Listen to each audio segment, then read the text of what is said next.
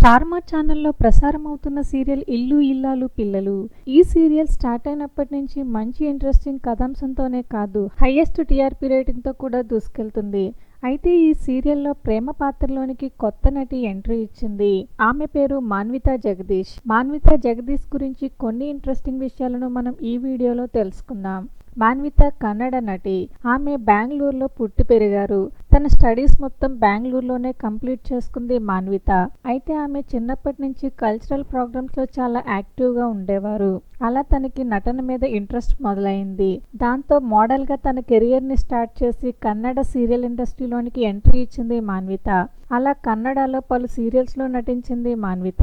ఆ తర్వాత తెలుగులో మొట్టమొదటిసారిగా ఇల్లు ఇల్లాలు పిల్లలు సీరియల్ ద్వారా తెలుగు బుల్లితెరకి పరిచయమైంది. అయితే ఇల్లు ఇల్లాలు పిల్లలు సీరియల్లో ప్రేమ పాత్రలో మాన్విత చాలా బాగా ఆకట్టుకుంది.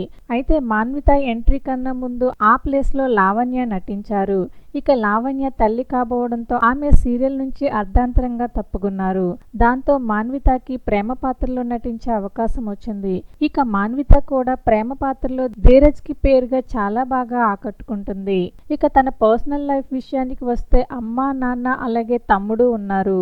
అయితే మాన్విత సోషల్ మీడియాలో చాలా యాక్టివ్ గా ఉంటూ తనకి ఫ్యామిలీకి షూటింగ్ కి సంబంధించిన విషయాలను అభిమానులతో పంచుకుంటూ ఉంటారు.